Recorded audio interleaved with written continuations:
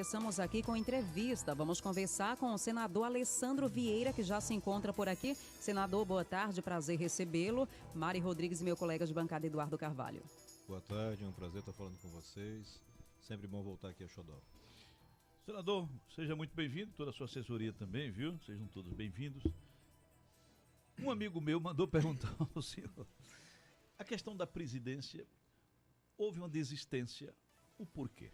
O que é que motivou? A gente teve, primeiro disso, do que a decisão de desistência, a mudança de partido, né? Eu deixei o Cidadania porque não concordei com a mudança na estrutura de governança do partido, né? Uma mudança no estatuto para permitir uma nova reeleição do ex-deputado e senador Roberto Freire. Ele vai completar 34 anos de presidência do partido, me parece uma coisa equivocada. E eu saí sem nenhum tipo de dificuldade, de briga, o grupo continua muito consistente, coeso aqui em Brasília, e passei para o PSDB. Quando você chega ao PSDB, já tem um candidato estabelecido, escolhido por um sistema de prévias, que é João Dória, ex-governador de São Paulo. E eu gosto de respeitar as regras e os acordos, porque assim você facilita a construção democrática. Não existia mais viabilidade e manutenção dessa construção nacional. Ao mesmo tempo aqui, a base em Sergipe, já de muito tempo, solicitava uma definição pela pré-candidatura ao governo do estado de Sergipe, isso acabou sendo consolidado numa reunião conjunta, Cidadania, PSDB, logo em seguida recebendo a manifestação de apoio do Podemos, através da sua presidente, a delegada Daniele Garcia, e essa é a etapa de construção. Eu acho, Eduardo, que existe uma polarização muito cristalizada nacionalmente. Eu estou entre aqueles que gostariam de ter um terceiro nome. Eu não me sinto contemplado com a volta do Lula, não me sinto contemplado com a permanência do Bolsonaro, por problemas, por defeitos, que nós todos conhecemos demais, mas acho que a democracia exige que todo mundo aprenda que o resultado não é bom ou certo só quando eu gosto. Ele é bom e certo quando ganha a vontade da maioria. E tanto faz se vai ser Bolsonaro, Lula ou um terceiro nome, nós todos brasileiros vamos ter que lidar com essa nova presidência e avançar na solução dos graves problemas que o estado de Sergipe e o Brasil tem. A questão do PSDB, senador, eles fizeram uma prévia, né? Me pareceu um pouco precoce, né? Era um contexto, porque tanto Dória quanto Eduardo Leite são quadros qualificados dentro da estrutura, né? Mas o que é que a gente percebe? Que de uma certa forma houve uma implosão, né, no próprio partido por dois grandes nomes, e eu não sei se há tempo também suficiente daqui para frente de se estabelecer uma permuta entre um e outro, e não sei também se isso vai ser bom para o partido. Qual a avaliação do senhor? Eu tenho uma excelente relação tanto com o ex-governador Eduardo Leite, do Rio Grande do Sul, quanto com o ex-governador João Dória, né? Conheço os dois há um certo tempo. O candidato do PSDB é João Dória. Essa decisão foi firmada lá atrás, não faz nenhum sentido você voltar a discutir isso. A gente tem que começar a respeitar a democracia, dentro do partido, fora do partido. Ontem, na quarta-feira, eu estive com os dois, com o João Dória, com o Eduardo Leite. Os dois estavam em Brasília fazendo articulações. E é muito claro que no ambiente interno do PSDB não há expectativa de mudança de candidatura. O candidato é o João Dória. Mas nós temos uma sinalização consistente que ao longo do mês de maio, lá pelo dia 18 de maio, a gente vai ter uma definição de uma coligação nacional envolvendo PSDB Cidadania, que são uma federação, o MDB e o União Brasil. Esses partidos com o MDB também. Com esses partidos todos atuando conjuntamente por um nome só na corrida presidencial. Isso não tem reflexos nos estados. Certo. A coligação não tem esse tipo de reflexo. Ela é nacional. Ela é apenas nacional para a disputa presidencial, e nós temos hoje dois nomes na mesa, Simone Tebet pelo MDB, uma amiga querida, colega senadora, e o João Dória pelo PSDB. O União deve apresentar algum nome para essa discussão, e lá, enfim, essa reunião partidária vai acabar definindo por um nome de consenso e que tenha viabilidade para fazer esse enfrentamento na disputa eleitoral pela presidência de 2022. Pela trajetória do Dória, é um homem que veio de comunicação, né? Um comunicador brilhante. O que é que está acontecendo que, apesar de ser um homem de mídia, de comunicação, o maior estado da federação, por que está avançando tão pouco? Pelo menos é isso que sinaliza as pesquisas e deixa a gente até intrigado em relação ao seguinte: o tamanho de São Paulo, né? Ninguém também governa São Paulo se também não tivesse a sua própria competência, a sua própria abrangência. não está uma disparidade entre o tamanho do Estado, a importância do Estado, da pessoa, com aquilo que a pesquisa apresenta, como se fosse uma pessoa quase que inexistente dentro de um processo eleitoral, com 1%? Eduardo, a gente tem a clareza, e o próprio Dória tem consciência disso, falamos sobre isso algumas vezes, de que ele sofre uma rejeição pessoal. O governo dele é bem avaliado. Os resultados de São Paulo são extraordinários, extraordinários. Mesmo num gigante como é o estado de São Paulo equivale a um grande país europeu. Né? Mesmo comparando com os outros resultados da própria série de São Paulo, os de João Dória são muito melhores, são resultados fantásticos. Mas ele pessoalmente carrega uma rejeição. E talvez você tenha várias explicações para isso. Né? O fato dele ser um homem de uma realidade social muito diferente da média dos brasileiros. João Dória é um homem rico. É um homem rico. O fato dele ter avançado muito rapidamente na política, isso talvez também gere uma certa resistência, e o fato de que ele tem contra ele as duas máquinas de comunicação mais potentes do Brasil, que são a do PT e o do Bolsonaro. Isso gerou um dano à imagem dele, que é reconhecido e que ele garante, ele pelo menos tem convicção de que vai conseguir reverter. O fato é que o Brasil não pode esperar, o Brasil tem que avançar no sentido de consolidar nomes para essa disputa e para esse debate. O debate é muito importante. Você falava na sua apresentação o ponto dos improvisos do Lula e do Bolsonaro e como eles são falhas do seu ponto de vista de buscar voto. Mas o improviso é que mostra o que está na verdade do coração daquela pessoa. É nessa fala que não foi ensaiada, que não foi treinada, que você consegue ver na verdade o que eles pensam. Revela o DNA, seria isso? E isso é muito importante. O eleitor precisa sair da armadilha do marketing, dessa embalagem das redes sociais e tentar entender o que de verdade essas pessoas querem fazer para o Brasil. Até onde vai só uma disputa de vaidades ou de interesses econômicos e quando começa a disputa pelo poder para poder atender aqueles que mais precisam. Acho que é importante ter mais gente nesse processo de discussão para que esse debate aconteça de verdade. Olha, estamos ao vivo agora para todo o estado de Sergipe, através da Rede Xodó de Comunicação. Temos pergunta agora do nosso âncora do Jornal da Xodó, lá do Baixo São Francisco, em Propriá, o Robson Martins. Robson, boa tarde para você, fica à vontade. Muito bem, mais uma vez, muito boa tarde, Mari Rodrigues, ao Eduardo Carvalho, ao senador Alessandro. Satisfação imensa interagir com o senhor mais uma vez através da Rede Xodó de Comunicação. Senador, atualmente o senhor inclusive trocou farpas, né, digamos assim, através do Twitter com o Eduardo Bolsonaro em questão ao projeto sobre armas. O que de fato aconteceu, senador? Obrigado. Obrigado, Robson. Um abraço aí para o pessoal de Propriá e região. É uma questão relativamente simples, né? Nós temos, a partir de 2019, uma grande discussão sobre armas no Brasil. Ainda que essa questão de armas não seja importante para a imensa maioria dos brasileiros, a imensa maioria dos brasileiros jamais vai conseguir ter recurso para comprar uma arma. A arma é uma coisa cara. Mas virou um grande debate e faz parte das bandeiras do governo Bolsonaro. Bandeiras que foram reconhecidas e eleitas democraticamente na eleição de 2018. É sempre importante frisar isso, porque tem gente que às vezes tenta esquecer que foi o povo que colocou Bolsonaro no poder com as suas ideias.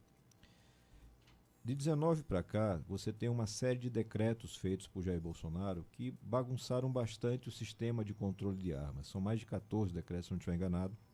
Mas, essencialmente, eles aumentam a quantidade de armas, o calibre das armas disponíveis e criam uma série de brechas contra a fiscalização, reduzindo a capacidade de fiscalização. Então, desde 2019, o Congresso discute com bastante intensidade alternativas de lei para que as pessoas possam ter segurança jurídica. Olha, eu comprei a arma, a munição, eu virei CAC, que é o colecionador, atirador esportivo ou caçador. E agora, como é que vai ser? Porque é tudo decreto. Mais recentemente, um dos projetos foi votado na Câmara dos Deputados, chegou ao Senado, relatoria do senador Marcos Duval, do Espírito Santo, e a gente tem colaborado intensamente para viabilizar um texto que possa ser votado e aprovado. As pessoas precisam sair um pouco dessa armadilha de youtuber. Né? Você tem um monte de gente aí, alguns financiados pela indústria de armas, que ocupa espaço generoso nas redes sociais para falar bobagem e para falar coisas que não fazem sentido do seu ponto de vista de lei. Eu preciso ter maioria de votos para aprovar um projeto. Se eu não tiver maioria de votos, ele não é aprovado. Se não for aprovado, fica tudo na categoria de decretos que um novo governo pode revogar, mudando totalmente a política que está aí posta.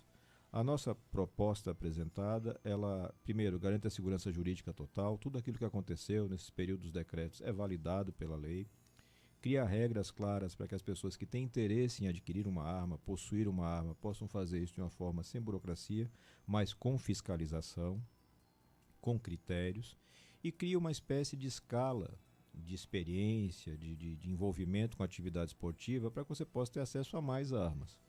E alguns pontos que, para mim, como profissional de segurança pública, são essenciais. Um cidadão comum não deve ter acesso a armas de ataque como fuzis. Fuzil é uma arma de guerra.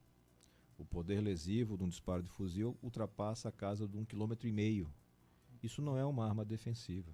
Não faz o menor sentido. Agora, o cidadão quer ter uma carabina para sua defesa, de um bom calibre, com grande impacto, ótimo, faz todo sentido. Nós defendemos isso. Existem categorias que naturalmente precisam ter um porte funcional, como os agentes de trânsito, nós defendemos isso também. Existem categorias que, pela atividade, têm uma presunção de necessidade de portar armas, porque tem que fazer uma distinção. Uma coisa é o porte funcional, então você, como contratado da segurança pública, tem um porte funcional. O Estado vai lhe dar uma arma, vai lhe treinar e você tem o direito e até o dever de portar essa arma para ser empregada conforme sua profissão demande. Outra coisa é o porte da pessoa comum. A pessoa preenche uma série de requisitos que estão na lei e tem um item relativamente subjetivo, que é a necessidade. Então existem jornalistas, por exemplo, que vão manifestar interesse em ter um porte de arma e vão informar a sua necessidade, vão provar que existe necessidade, e existem jornalistas que não têm como provar. Alguém acha que a jornalista de moda precisa ter porte de arma. Mas jornalista investigativo, aquele que está lá muito perto da situação, ele tem claramente uma necessidade. A gente cria a presunção de necessidade para uma série de categorias, inclusive os profissionais da vigilância privada, porque o cara passa 8 horas do dia armado e quando ele vai para casa ele não pode portar uma arma. Ele tem que cumprir todos os outros requisitos, mas ele passa a ter uma presunção. E essa é a realidade dos fatos. A troca de farpas, como disse o jornalista e o Robson repetiu, com Eduardo Bolsonaro, é porque ele vem e faz uma manifestação na linha de uma série de youtubers que são da área, de que a gente está acabando com os CACs. Quem está fazendo é o contrário. Agora, eu não trabalho para miliciano e eu não trabalho para fabricante de arma. Quem quer fabricar arma e vender a rodo não conta com meu voto e meu apoio. Quem quer ter arma sem controle e fiscalização também não conta com meu apoio e, digo mais, não conta com o apoio dos brasileiros. Porque o cara que é da atividade esportiva, o cara que é da segurança pública, ele não quer descontrole. Ele quer a coisa bem feita. Então, armas, basicamente é isso o resumo do que tem. A gente está agora chamando uma nova audiência pública, porque tem uma coisa meio infantilizada, Eduardo, nesse debate. É engraçado. Os caras falam nos videozinhos assim, não me chama para o debate, não tem coragem para debater. Todos foram chamados e não foram. Estou chamando de novo agora. Senta lá, mostra os argumentos, a gente debate tranquilamente. Porque é complexo, né? Por exemplo, nós que somos, por exemplo, não temos conhecimento de arma, né? Quer dizer, se a coisa também não for tecnicamente, né, correta, é um perigo, né? Por exemplo, muito grande. Né? Você vai colocar nas mãos de pessoas, né, que não têm tecnicamente a convivência mesmo com armas comuns e armas de grande calibre, né? Então, eu tenho muito receio. Eu estava ouvindo um deputado, eu não sei qual deles lá em Brasília, ele parecia meio... Ele é estranho, ele usa um chapéu e ele estava defendendo a questão das armas relacionada à questão da caça. Eu fiquei chocado com a justificativa, ou seja, eu preservo, estou preservando os animais, estou criando, mas estou criando para matar. Então eu justifico, quer dizer, o Brasil não tem essa cultura, né? Nós não fomos criados desta forma, eu fiquei chocado, né? Quer dizer, não fica estranho, né? Quer dizer, eu justifico que eu preciso de armas cada vez mais fortes, não se preocupe, nós estamos protegendo a natureza. Criamos em espécie, criamos uma quantidade suficiente, porque o que nós estamos matando para distração, né? Que não é nem competição, eu fiquei meio... Você tem a prática de caça, algumas espécies específicas são autorizadas, e assim, eu acho que a liberdade individual tem que ser respeitada. Então, se o cidadão quer ser um caçador, que o seja, é um direito dele. Ainda que para mim não seja atividade lá que faça tanto sentido, mas para ele faz, eu respeito. O que eu não posso é permitir que esse cidadão tenha acesso a 16 fuzis e que esse cadastro desse armamento tenha uma validade de 10 anos e um cadastro que não se comunica com os controles das polícias. Que ele possa circular com essa arma em condição de emprego sem um controle ou uma fiscalização. Então tem uma série de coisas e que são técnicas. Ele não chegou assim. A gente está aqui em Sergipe e as pessoas têm mais familiaridade, mas talvez o pessoal nacional tenha menos. Eu não caí de paraquedas nesse negócio. Eu estou completando mais de 20 anos de delegacia. fui diretor de homicídios, dirigi a perícia, dirigi a polícia do meu estado. Então a gente tem total noção do que está acontecendo perigo, né? e não tenho nada contra, eu defendo a flexibilização, mas eu desafio um único profissional de segurança sério em qualquer lugar do mundo que defenda a reação armada da vítima. Todas as polícias de todo lugar do mundo defendem que a vítima não faça a reação, porque na reação a vantagem é do bandido, que tem o fator surpresa. Então essa teoria meio malucada de todo mundo ter sua arma para se defender, ela faz sentido dentro da sua casa, porque daí o fator surpresa é mitigado, porque enfim, você está dentro de casa ou dentro do seu estabelecimento. Mas na rua, circulando, portando a arma para reagir, nós aqui em Sergipe temos a tristeza, e vocês têm a recordação, eu perdi 2 colegas delegados em reação em um momento de crime. E gente bem treinada, grandes profissionais, gente séria, testada na vida real, mas que na hora da reação não foram felizes. Então a gente não pode ficar iludindo as pessoas, a gente tem que informar bem as pessoas, legislar. Eu lembro sempre isso vale para várias coisas polêmicas. Se a gente não legisla, é o judiciário quem vai decidir. E depois as mesmas pessoas ficam reclamando do judiciário. Tem que botar a mão na consciência e fazer o dever de casa. Olha, estamos agora conversando com o senador Alessandro Vieira. Vamos chamar o intervalo comercial. Na volta tem pergunta do Alto Sertão do Estado. O Carlos Dias, que é o nosso âncora do Jornal da Xodó, lá em Nossa Senhora da Glória, tem pergunta a fazer. Já após o intervalo comercial. Jornal da Xodó em Rede. A notícia em tempo real. Você está ouvindo Jornal da Xodó em Rede. Não saia da sintonia. O Jornal da Xodó volta já.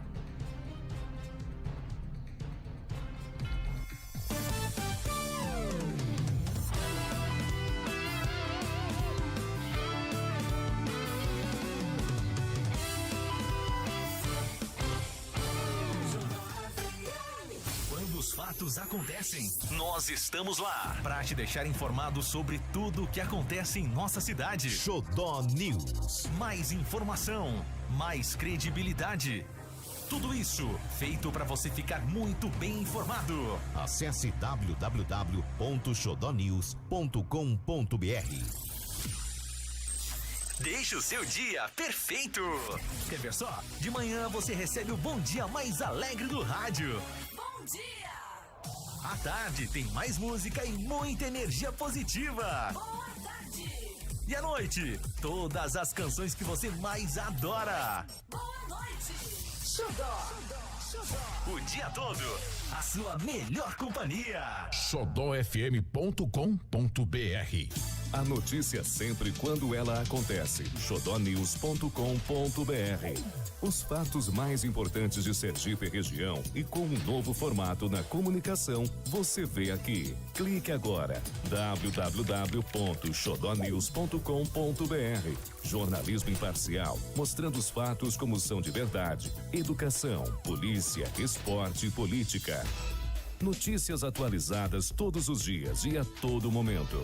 Clique agora. www.xodonews.com.br. A verdade em forma de notícia. Xodó FM. Música, informação, você encontra aqui. Se você é empreendedor, comerciante, autônomo ou prestador de serviço e precisa de crédito para crescer o seu negócio, procure o Prospera Santander, apresentando apenas o RG, CPF e comprovante de residência. O dinheiro já está na conta em até 48 horas. O atendimento é personalizado. Ligue e tire todas as suas dúvidas. 3214-4791. Prospera Santander. O crédito que você precisa para impulsionar o seu negócio. Anitta e Juliette arrastam multidões.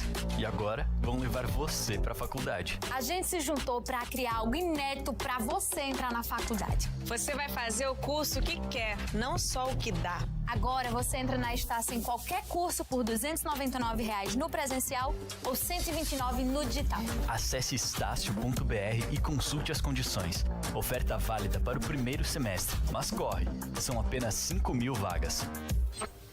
Você sabia que as pessoas ouvem, em média, quase 4 horas de rádio por dia? Nós passamos mais tempo ouvindo rádio do que qualquer outro veículo. E note que o rádio é imbatível, justamente no horário em que as empresas e o comércio estão abertos, fazendo deste veículo de comunicação mídia obrigatória para quem quer vender. O rádio é imbatível.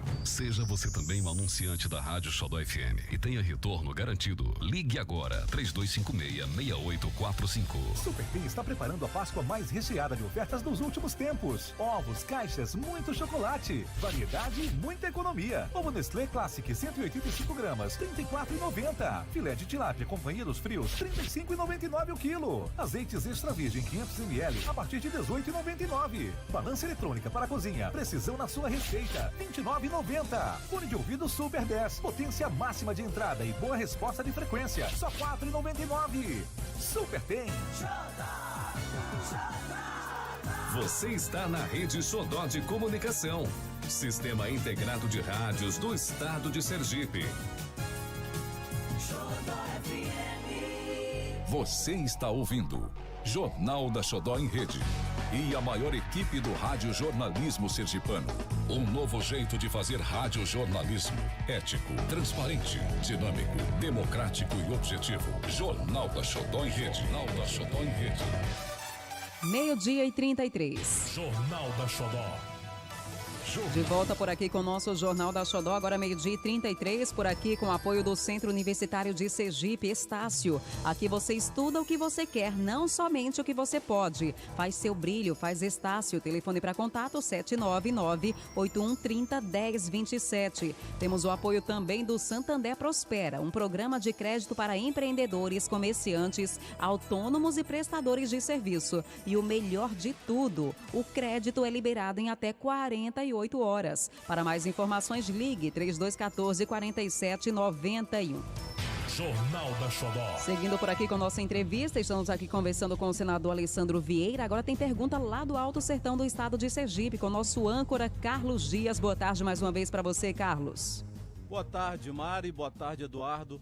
Boa tarde ao senador Alessandro Vieira.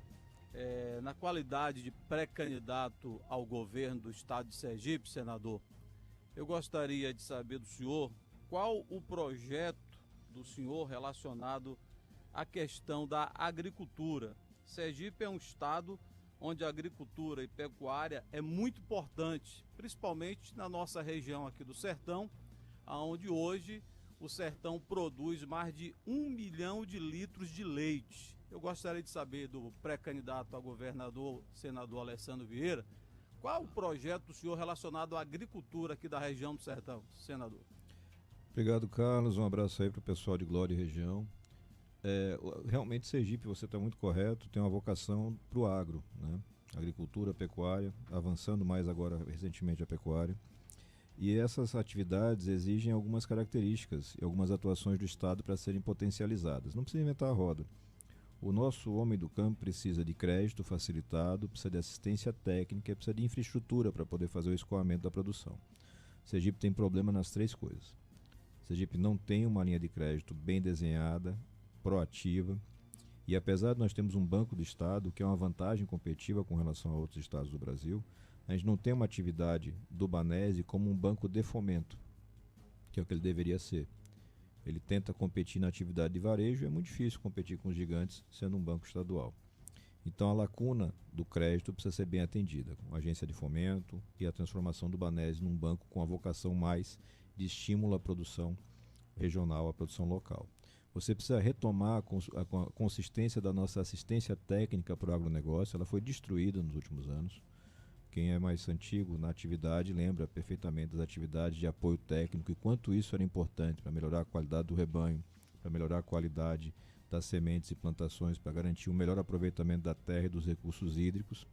E, por final, você não tem uma infraestrutura adequada para escoamento. Então, quando você fala particularmente da bacia leiteira, você tem a possibilidade de escoar isso, eventualmente com unidade de transbordo, para que você possa ter a preservação do produto para processamento futuro, levar mais estruturas de indústrias de processamento para a região do Sertão, que é onde está a maior bacia, é também relevante. Aproveitar o campus da Universidade Federal de Sergipe ao longo desses 3 anos, agora caminhando para o 4º ano de mandato. A gente investiu bastante nessa questão de valorização da Universidade Federal de Sergipe, em particular a unidade do Sertão, porque ela tem uma conexão com essa vocação regional de produção de renda, geração de empregos, focada em melhorar a qualidade da atividade.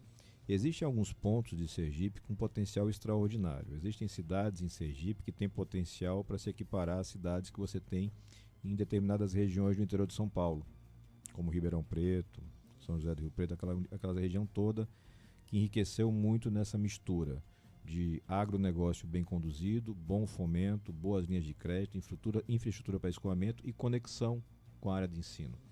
A gente tem isso, de certa forma, semeado em Sergipe, que precisa ser agora bem conduzido, com uma política séria, sem apadrinhamento, sem essa coisa toda de favorecimento que nós conhecemos tanto na nossa história. Senador, em relação à agricultura familiar também,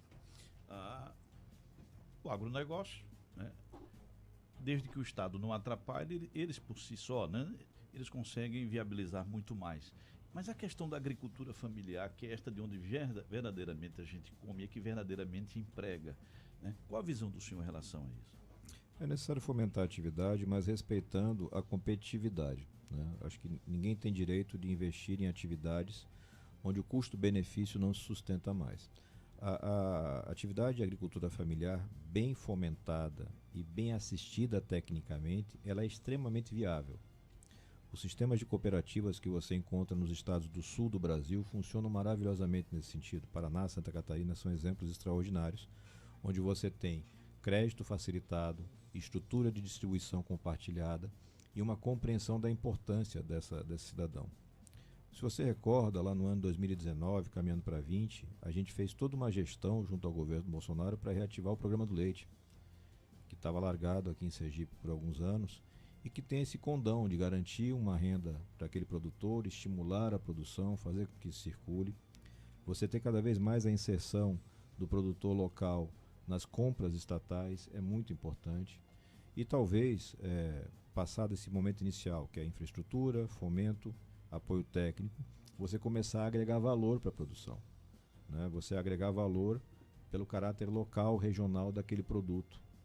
Isso aqui em Sergipe é pouco explorado. Você caminha em outros estados do Brasil, em outros países, você vai ver um valor agregado para aquele queijo, para aquele leite, para aquele produto que vem dali daquela terra e que tem uma qualidade extraordinária, mas que o público externo não conhece. A gente tem que fazer com que isso aconteça e a ação do Estado para isso é fundamental. A iniciativa privada, bem estimulada, cumpre uma parte da trajetória, mas o Estado também tem sua importância para viabilizar. Porque se ele tiver crédito, tiver apoio técnico, tiver infraestrutura, o investidor chega, as pessoas fazem esse investimento, esse esforço, e a gente sabe perfeitamente que a renda é gerada, como já é gerada, apesar de todas as dificuldades. Senador, hoje é Dia Mundial de Combate ao Câncer. Tem pergunta lá do Raul de São Cristóvão, ele pergunta o seguinte: caso o senhor seja eleito, o Hospital do Câncer de Aracaju finalmente sairá do papel? A gente tem primeiro uma etapa a cumprir, Mari. A gente espera dentro desse ano, nos próximos meses, ter a inauguração do atendimento do Hospital do Câncer em Lagarto.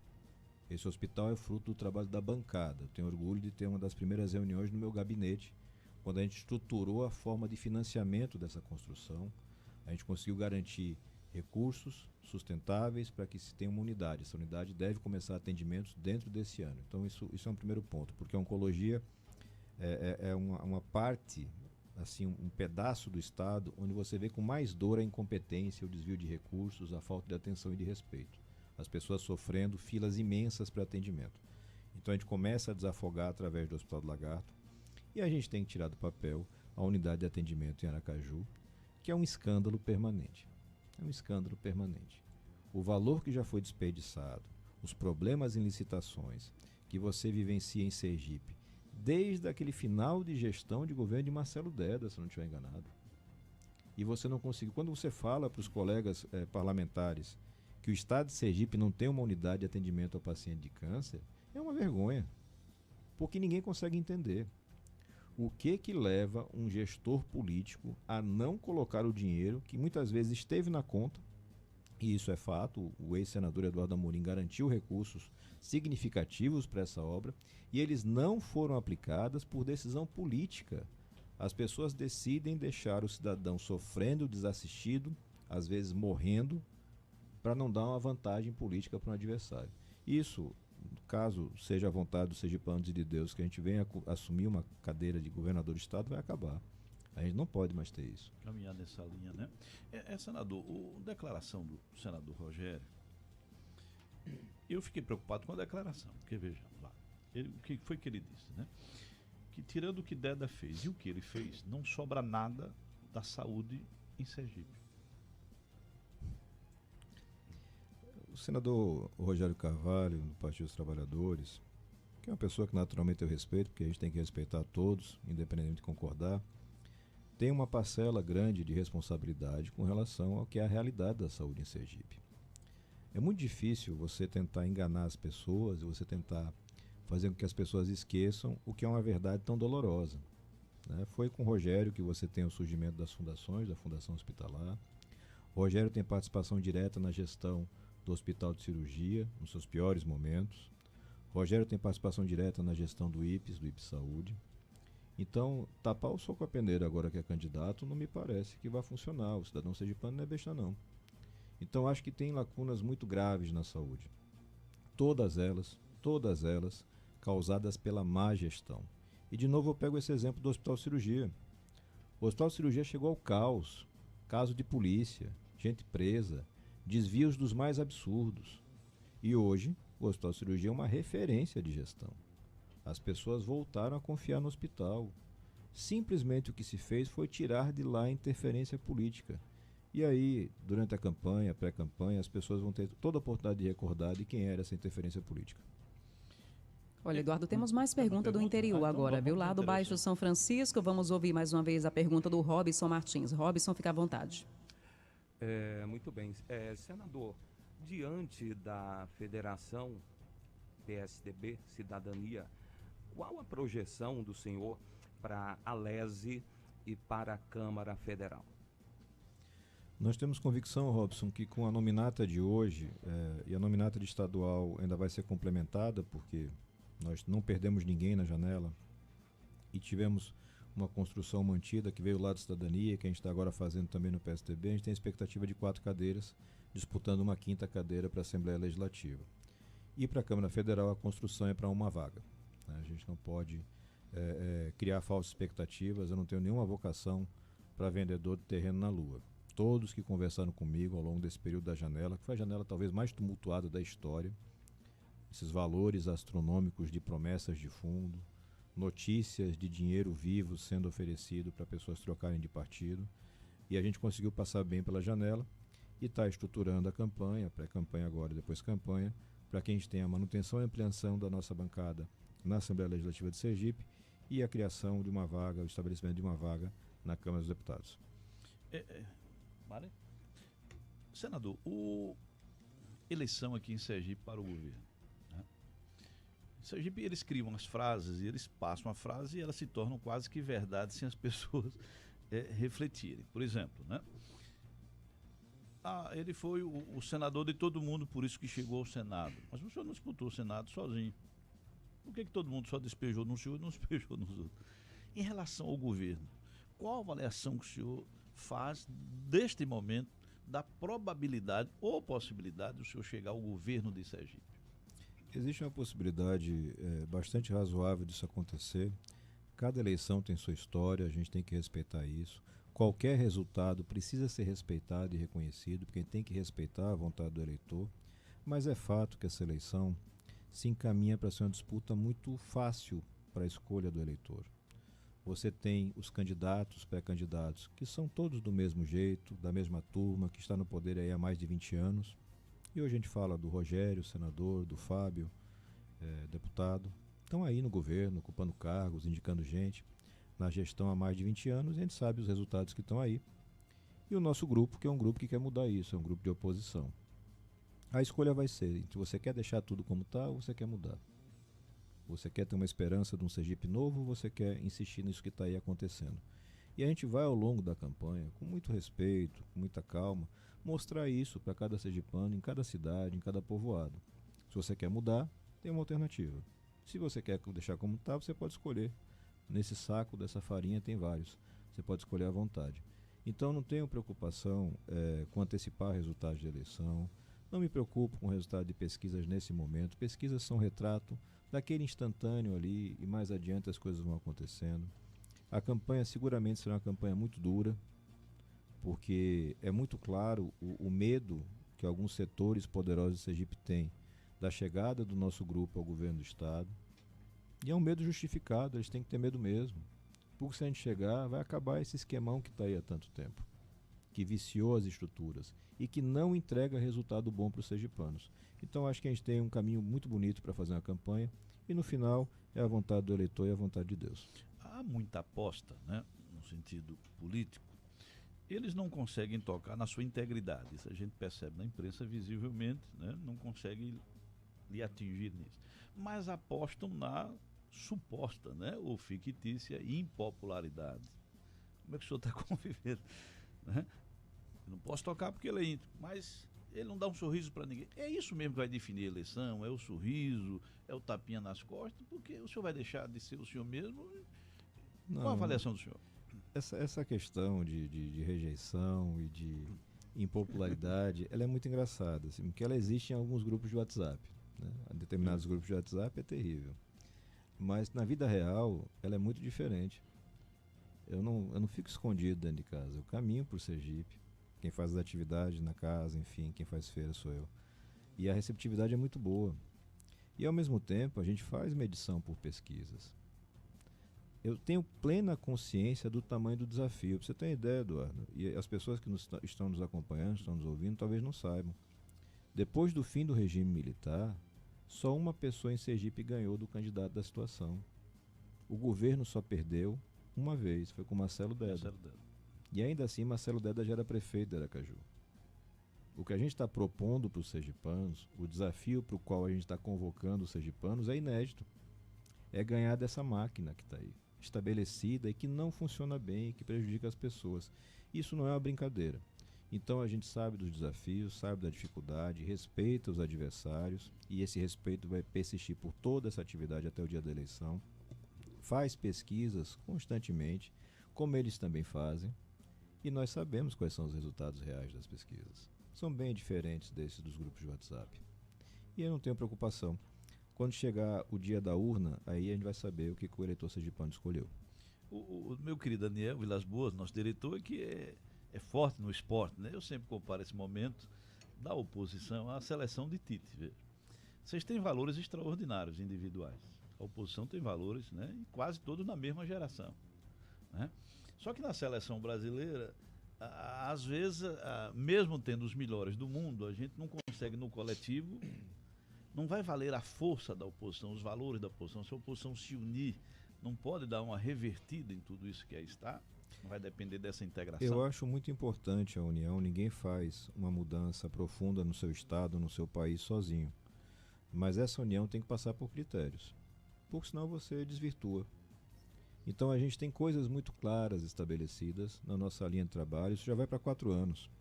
É por isso que a gente não perde ninguém no grupo. É porque as pessoas sabem exatamente e confiam que as coisas são retas, são objetivas, são transparentes. Então a gente não vai ter no palanque gente de ficha suja. Não tem como. Não é compatível com o que a gente quer fazer por Sergipe. Mas todos aqueles que querem mudar de verdade e que não estão limitados pela chamada ficha suja, podem estar no nosso palanque sem problema nenhum. Sem problema nenhum. Com toda humildade, entender cada um com seu papel histórico, no seu momento histórico e caminhando para enfrentar esse desafio que é inédito, que é gigante, mas que Sergipe precisa vencer. Olha, temos pergunta agora do nosso repórter, o Helder Ban. Vamos ouvir. Senador Alessandro, boa tarde. Tudo bem com o senhor? Maravilha. Minha pergunta é a seguinte. O Brasil tem aí uma inflação de 1,62% no mês de março, a mais alta para o mês desde a implantação, senador, do Plano Real em 94. É também aí a taxa mensal mais elevada desde o ano 2003. Os maiores impactos, segundo os estudiosos, vieram dos transportes e alimentos. Os combustíveis tiveram aí alta de 6,70%. Aí eu faço a pergunta, essa alta na inflação está associada, diretamente ligada à pandemia ou a outros fatores relacionados ao comando do governo federal? Boa tarde. Boa tarde, Helder. Bom falar contigo. Você tem os dois fatores conjugados. Existe uma inflação estrutural causada pela pandemia e ela está no mundo inteiro. A inflação esse ano nos Estados Unidos é a mais alta na série histórica por longas décadas. Mas no Brasil nós temos alguns agravamentos. A dolarização, a política do dólar implantada pelo Paulo Guedes, o dólar alto, ela teve uma vantagem, que é alavancar a nossa venda para o exterior, especialmente de commodities, né, o agro, enfim, os minérios, mas gera uma elevação de preço interno, porque uma série de produtos consumidos aqui, em especial combustíveis, estão dolarizados. A política de preços da Petrobras leva também a essa situação. Então você tem uma mistura das duas coisas, mas isso tem remédio. Para aquilo que é sazonal, ou seja, que é temporário, que é por conta da pandemia, que é por conta de um pico do dólar, você tem políticas próprias e a gente apresentou essas políticas a cada tempo. Eu fui relator do auxílio emergencial na época da pandemia mais aguda, recebemos para 20 milhões, entregamos para 70 milhões de brasileiros. É sem dúvida nenhuma a coisa mais importante que eu fiz nesse mandato. E agora, nessa questão dos combustíveis, apresentamos, votamos e aprovamos no Senado o auxílio específico e temporário para aquela faixa de renda mais baixa. Por que a gente não defende uma isenção pura e simples? Uma redução de tributos do combustível? Porque daí eu estou garantindo que o cara que está lá no 1% da população, que ganha acima de 30 mil, tem o benefício, e o cidadão que está lá embaixo tem o benefício do mesmo tamanho. Isso não é um bom emprego de recurso público. Eu tenho que proteger aquele que sofre mais. O motorista de aplicativo, taxista, quem vive do frete, do transporte, e aquelas pessoas que precisam desse veículo e que sofrem esse impacto nesse momento de uma forma muitíssimo mais aguda do que quem está lá na classe A, na A+, enfim, ganhando lá um salário muito alto. A parte no Senado foi feita. A gente faz essa discussão o tempo inteiro.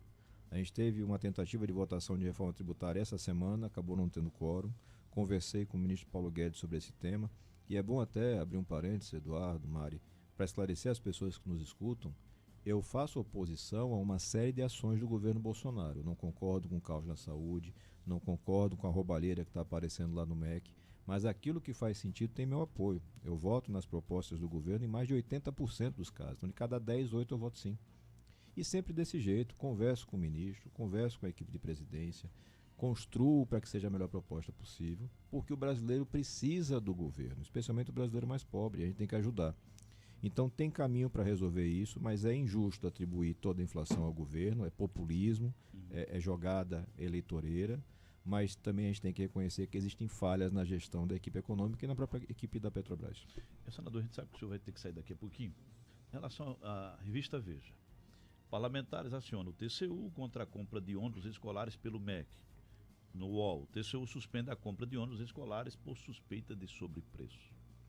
Essa foi uma representação que a gente fez junto ao TCU de várias. A gente teve que usar várias vezes ao longo desses anos o artifício de judicializar ou representar o TCU. Esse especificamente é o caso da licitação dos ônibus. E você vê como é engraçado e como é importante você colocar gente que entenda e tenha qualificação nesses cargos de poder. Essa representação foi feita pelo Gabinete Compartilhado, eu, a deputada Tabata Amaral de São Paulo, o deputado Felipe Rigoni do Espírito Santo. E graças a isso, juntamente com o trabalho do jornalismo profissional que identificou esse caso, a redução foi de R$500 bilhão no resultado final do pregão. Quer dizer, a gente economizou 500 milhões de reais. A gente está ajudando o governo fazendo isso. A gente não está brigando com o governo. Porque não é o presidente da República que vai receber os 500 milhões, não. Isso vai ser drenado ali naquela bagunça.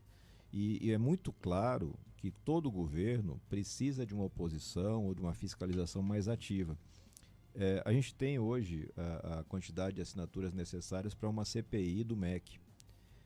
Eu tenho defendido que os órgãos de controle façam seu papel, Ministério Público, TCU, CGU. Mas se eles não fazem, infelizmente você precisa da CPI para dar visibilidade. Porque não é só esse caso, são vários casos. E é muito dinheiro. E se você caminhar pelo interior de Sergipe, praticamente em todas as cidades vai ter menino que não vai na escola porque não tem ônibus. Que não acompanha agora a educação mais moderna porque não tem internet, porque não tem acesso. E o dinheiro está lá, a gente aprovou as leis, o dinheiro está lá. E por que não chega? Não chega porque tem gente no meio do caminho roubando. Então a gente tem que combater isso e isso, para mim, é inegociável, né? Combater isso a vida toda. Senador, tem um homem aqui que parece muito com o senhor, viu? Mas ele parece muito, viu? Ele disse assim, ó, eu não sou melhor do que ninguém, mas sou diferente dos meus adversários. E dessa turma que está aí há tanto tempo, com todo o respeito a eles. A diferença é mostrada na prática Não só na fala, é o senador Alessandro Vieira. É isso mesmo. A gente tem esse cuidado de respeitar as pessoas. Eu não posso e ninguém deve se achar melhor do que os outros. Mas é importante mostrar a diferença. E essa diferença está no dia a dia. A diferença está, por exemplo, na contratação de equipe de assessoria, né? Você citou aqui, ninguém trabalha sem equipe. Você não faz o programa, eu não faço o trabalho de senador, ou fazia o trabalho na delegacia. Tem que ter equipe. Mas eu contrato 31 pessoas. Um dos meus adversários locais contrata 70. Eu economizei 9 milhões de reais ao longo de 3 anos dos cofres públicos só com isso. Só com mordomia e contratação. 9 milhões de reais. Isso é uma escola, isso aí representa 4 creches bem estruturadas. Só com mordomia que você não gastou. Essa diferença todo mundo tem que conhecer. Porque essa diferença faz uma relevância, tem uma relevância importante para a escolha que você vai fazer. Que no final das contas, você, ao votar para governador, para presidente, você vai estar contratando uma pessoa para cuidar dos seus bens e do seu futuro. E aí você escolhe se quer contratar uma pessoa séria ou se quer contratar os mesmos de sempre que estão aí fazendo a mesma coisa há tanto tempo. Eu sei o que eu quero fazer. Há muito tempo, né? Em relação à equipe do senhor, em relação a Daniele Garcia, já está consolidado, ratificada a questão de Daniele candidata ao Senado? Como é que o senhor pensa em fazer essa arrumação, né? Eu digo arrumação política nesse sentido, né? De um bloco, né? Com o mesmo perfil, com o mesmo DNA. Vamos pedir só um minuto aqui ao senador, vamos ao intervalo comercial. Após o intervalo, o senhor responde aqui a pergunta, por gentileza. Já voltamos com o nosso Jornal da Xodó, hoje entrevistando por aqui o senador Alessandro Vieira. Já após o intervalo comercial, a gente continua. A verdade dos fatos. A notícia como ela acontece. Jornal da Xodó. Você está ouvindo Jornal da Xodó em Rede. Não saia da sintonia. O Jornal da Xodó volta já.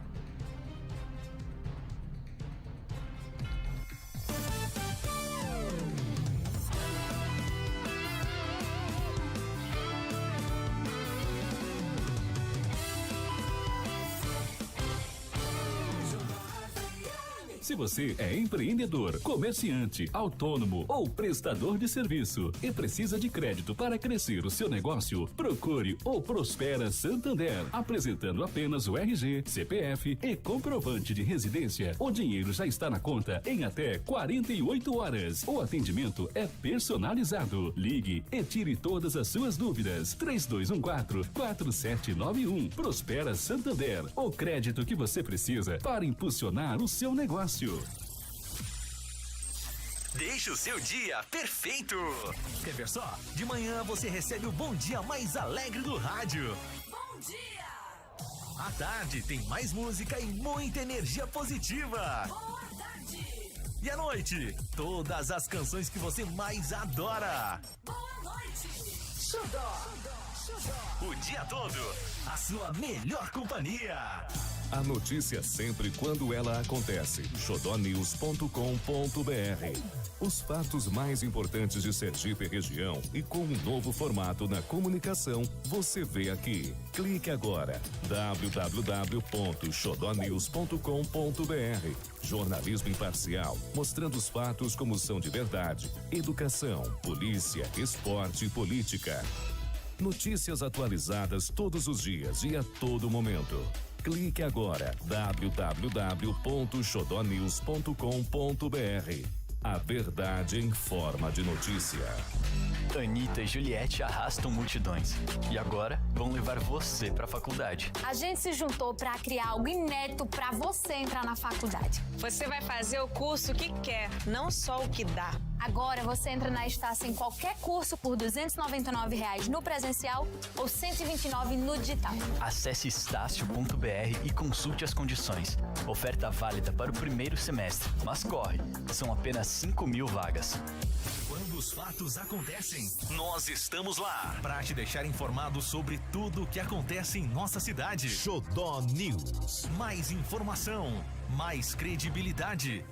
Tudo isso feito para você ficar muito bem informado. Acesse www.xodonews.com.br. Xodó, a rádio que te deixa sempre por dentro. De segunda a sexta, das 12 às 14 horas, Jornal da Xodó.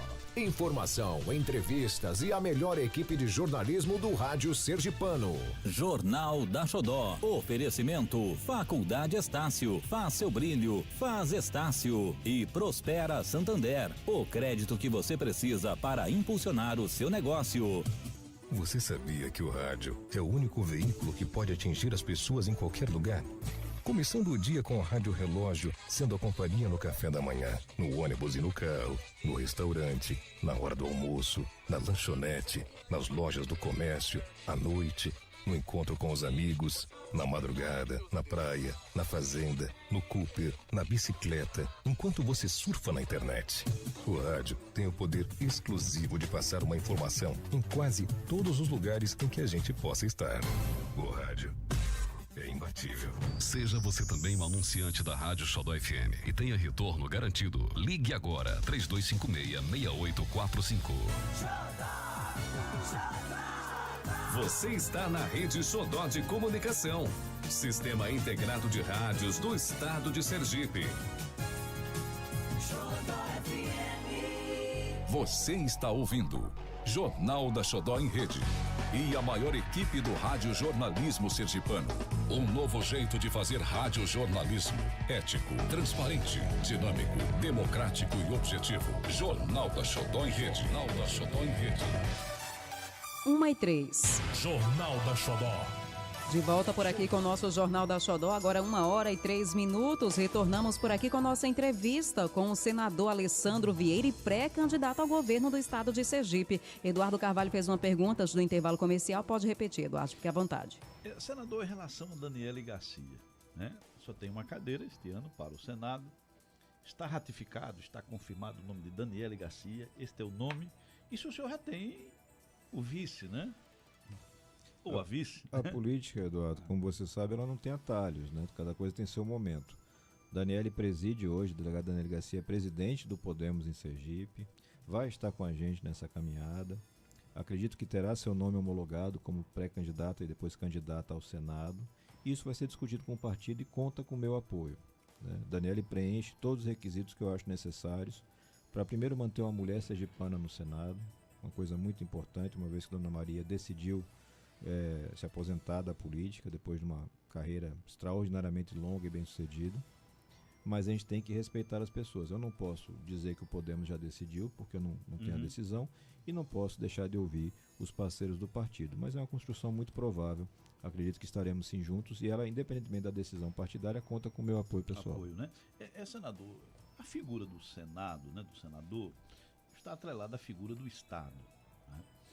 Se nós olharmos os anos, olhando para o pretérito, para o passado, muitos fatores terminaram enfraquecendo e empobrecendo os estados por falta da figura forte do Senado. Ora, todas as riquezas minerais de Sergipe, as decisões da Petrobras interferindo diretamente no estado. Faltou mais Senado para evitar que muita coisa chegasse aos estados? Sem dúvida nenhuma. O único lugar do mundo onde Sergipe é do tamanho de São Paulo é no Senado. Não é do mesmo tamanho do mapa, nunca vai ser do mesmo tamanho no PIB, na riqueza, mas no Senado é igual. E se você trabalha sério, de forma consistente, bem articulada e firme quando enfim, é necessário, você se faz respeitar. E é fato que Sergipe foi abençoado por Deus com algumas riquezas minerais importantíssimas, mas que precisam ser usufruídas, ou seja, a gente precisa usar essa riqueza que Deus nos deu de forma inteligente e já fazendo a caminhada para um futuro. Porque hoje eu não posso apostar todas as fichas de Sergipe na produção apenas do gás ou da exploração do petróleo em águas profundas. É muito importante. Sergipe vai ganhar muito com isso, mas ao mesmo tempo eu tenho que avançar com as energias renováveis, do ponto de vista de produção energética.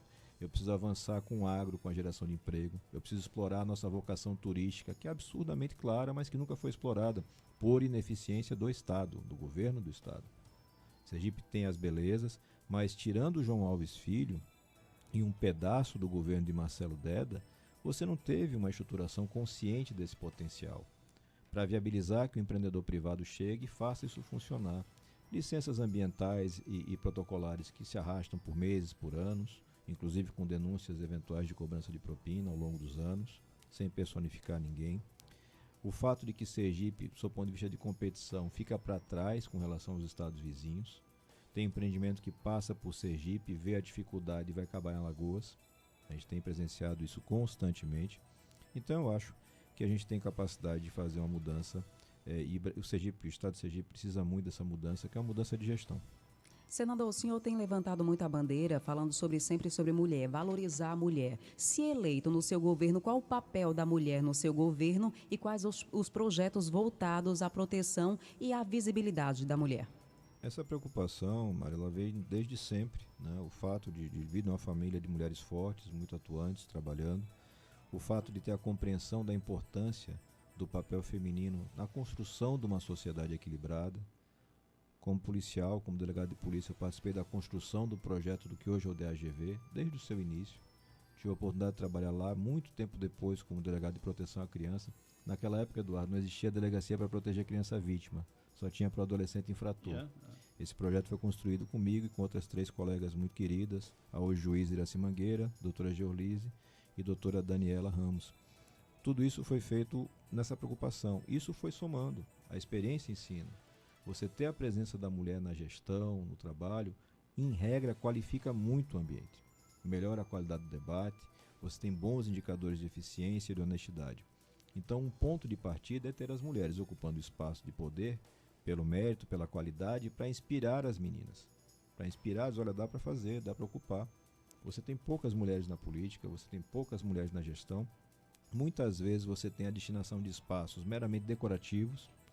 O marketing indica, Eduardo, você precisa ter na sua chapa uma mulher com esse perfil. E você vai e localiza. E normalmente é uma pessoa que nunca vai ter um papel efetivo de trabalho, de resultado. Não é isso que a gente quer. A gente quer uma equipe que tem essa característica. A gente tem desenhado, isso vai ser anunciado mais adiante, o compromisso de uma equipe no mínimo com 50% de mulheres ocupando esses espaços. 50%? Pelo menos 50%. É importante demais. Não é favor nenhum. É um reconhecimento de que esse espaço existe, pode e deve ser ocupado por mulheres, para que a gente possa ter o resultado lá na frente, de inspiração, e que as minhas filhas, eu tenho um filho e 2 filhas, que elas possam ter cada vez mais exemplos de que elas podem fazer o que elas bem quiserem, que esse espaço também pertence a elas. Né? Aliás, o senador completou ano esses dias, viu? Teve comemoração que eu acompanho nas redes sociais. Parabéns, atrasado, mas parabéns, viu, senador? 47 anos completados agora no dia 3 de abril. O que o idoso aqui é você? Senador, tem pergunta agora para o senhor por aqui. Quem está fazendo a pergunta é o Luiz Beltrano, de Nossa Senhora da Glória, Sergipe. Vamos ouvir. Ronaldo de Nossa Senhora da Glória. Ronaldo de Nossa Senhora da Glória. Agora sim. Boa tarde, Mari, Eduardo Rodrigues. Pergunta aí o senador, já que ele falou no auxílio emergencial, por que não apoiaram o auxílio emergencial para aquelas pessoas que não é contemplado no Auxílio Brasil, que era o antigo Bolsa Família? Que todos que não faziam parte do Bolsa Família ficaram fora. E só precisa viver só o pessoal do Auxílio Brasil, que é o antigo Bolsa Família, e os outros têm que morrer de fome. Não, acho que ele está misturando um pouco, é Luiz, né, Nossa Senhora da Glória, ele está misturando um pouco as coisas. No auxílio emergencial ninguém ficou de fora. A gente conseguiu incluir uma ampla gama de pessoas, ninguém ficou de fora. Ao longo do processo de redução do auxílio, o governo federal foi criando por regulamento algumas dificuldades para a renovação. E no Auxílio Brasil, efetivamente, você acabou tendo a criação de uma fila. Eu estive na quarta-feira à tarde com o novo ministro da Cidadania, que substituiu João Roma. Ele mostrou os dados de que essa fila está praticamente zerada, ele entendeu a necessidade de avançar nas inclusões e eu continuo defendendo que você tenha a criação de uma renda mínima que possa atender essa população e que possa inseri-los no mercado de consumo, garantindo também respeito e dignidade. Então, não existe nenhum voto, fala ou qualquer coisa parecida minha contrário ao auxílio, é o contrário. É literalmente o oposto. Eu sou um dos maiores defensores hoje e sou vice-presidente da Frente Parlamentar Mista que defende a renda mínima. Senador, um ouvinte mandou também por aqui uma pergunta. Na verdade, segundo ela, essa emenda teria sido do senhor. Construção de 7 casas no conjunto João Ferreira da Costa. E a pergunta dela é a seguinte: pretende beneficiar mais municípios sergipanos? É uma construção em Santo Amaro das Brotas, se eu não estiver enganado. Foi uma das primeiras visitas que a gente fez no ano 2019. O mandato, as emendas do mandato, elas não são de um tamanho suficiente para você fazer conjuntos habitacionais ou coisa que o valha. Mas aquela situação em particular comoveu não só o meu sentimento, mas a equipe como um todo. E ali a gente assumiu o compromisso de resolver aquela situação pontual. E isso está sendo encaminhado através de emendas. Mas esse não é o rito ordinário, não é o mais certo a se fazer do ponto de vista de eficiência. O mais eficiente é o governo do Estado, em parceria Prefeitura, governo do Estado, governo federal, identificar essas necessidades e canalizar recursos de programas que já existem, do Ministério do Desenvolvimento Regional, Cidadania, do governo do Estado, através da assistência e infraestrutura. Dinheiro não falta. Falta muitas vezes a humildade de dividir os chamados louros políticos, os votos, entre todos, para que você possa atender a pessoa que está lá na ponta. Porque senão fica só um cabo de guerra e a pessoa fica sofrendo. No caso, senador, o senhor chegando ao governo de Sergipe, um projeto de 4 anos não dá tempo. A gente percebe que, né, com 8 não conseguirá fazer tudo, e a gente percebe que não, né, pela questão histórica. Mas como lidar com um Estado que vai precisar trabalhar com 2 palavras, eficiência e eficácia? Primeira coisa é você dar um choque de honestidade e gestão em Sergipe. Você tem que revisar tudo isso que está aí posto. Contratos, contratações, projetos. Uma coisa rápida, transparente e objetiva.